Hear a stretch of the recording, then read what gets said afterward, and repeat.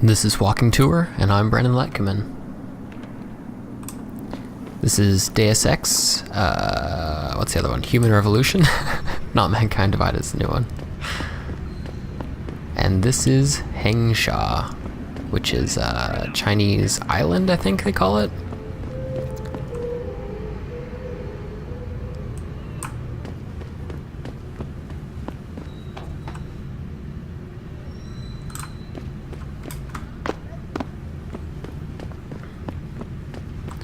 There's a lot of spaces in this game, so it's hard to pick just one, but I think like one of the most interesting to talk about, or the most interesting as a space, is Hengsha. Obviously, cyberpunk is, deeply influenced by nighttime and rain. We have to have like shiny ground and puddles to reflect all this neon, and nighttime obviously works well to have darkness plus light as contrast, so that's great. And so cyberpunk has all of these sort of tropes, and this one plays it fairly straight, except for this. It's not actually nighttime. We're underneath a structure. And I just love that. So, I think there's something to be said, like, in movies, the director or other games, I guess, they're always purposefully set at night.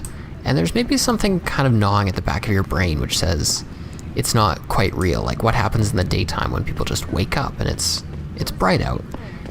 That cyberpunk space only really exists because of, the directorial version of it, like the intentional media version. And this, I find, has a really cool in-game backstory, which is that this structure is sort of like a literal upper class to the city. They built a second city on top to hide all of this, trash.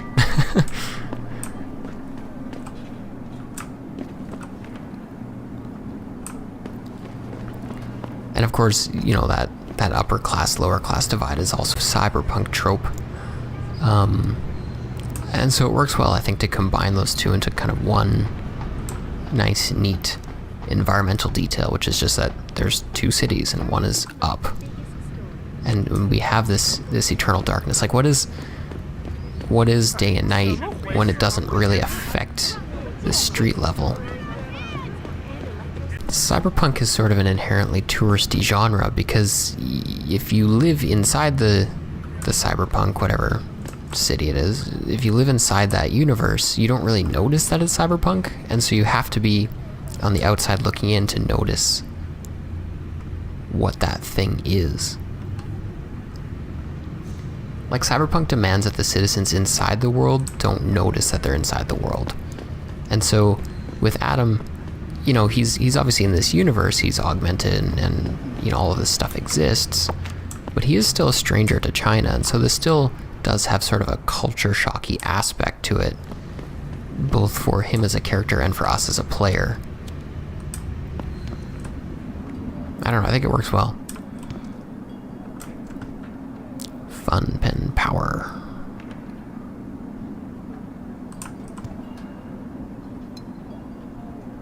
There's actually a lot of unique textures for these.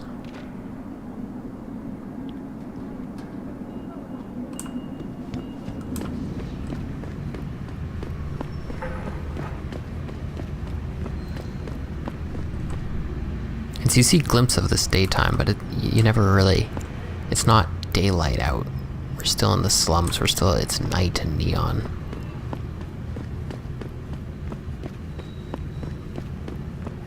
I don't know, I like how this game presents, like a lot of movies especially tend to fetishize the cyberpunk aspect. It's like, oh, it's so weird and different, and like Total Recall or Blade Runner. Blade Runner is a little bit more subtle about it. Total Recall is kind of blatant about, like, oh, look at these weird future city things.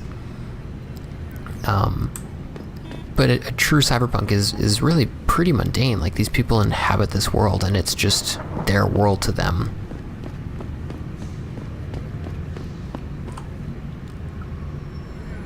And it's not something weird or crazy. It's just that's where they live. Like, they live in this slummy Chinese city.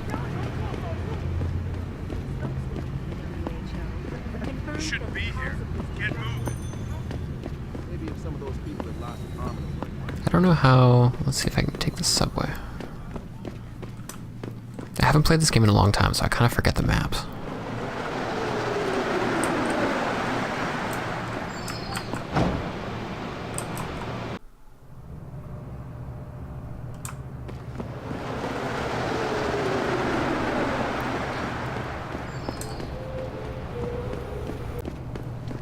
They do really well putting signs right in your face for like what is actually important versus what is just an environmental signage.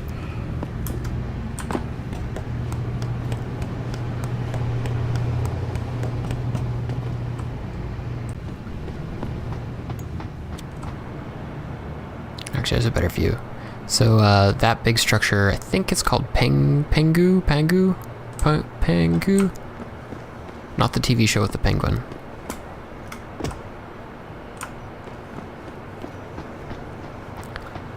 I like the verticality here too. It's very realistically Asian, where you have things like kind of like piled on top of each other. An apartment.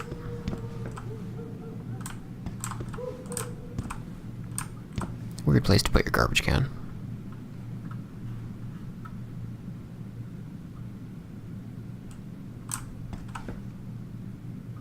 I've clearly been here before.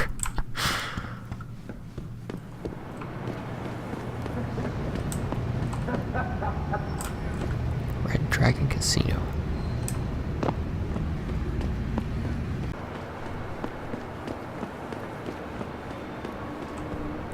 That's cool.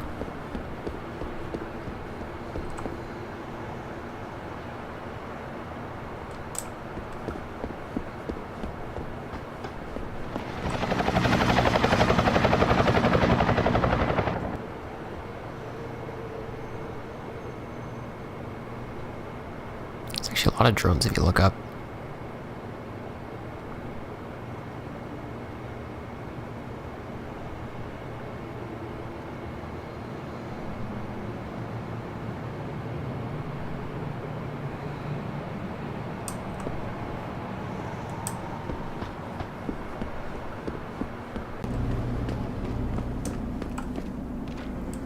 What a funny enclosed motorcycle. It's so top heavy. What an awkward thing to drive. Oh, this is where we started. Okay. So that must be the whole loop then. Anyway, that's pretty much it for this level without actually getting into more of the buildings as you play like the game itself, but I like that it's always night for reasons of architecture. Like it's literal oppression. The buildings itself are oppressive. I don't know, it just fits the cyberpunk genre so well. Shouldn't be here.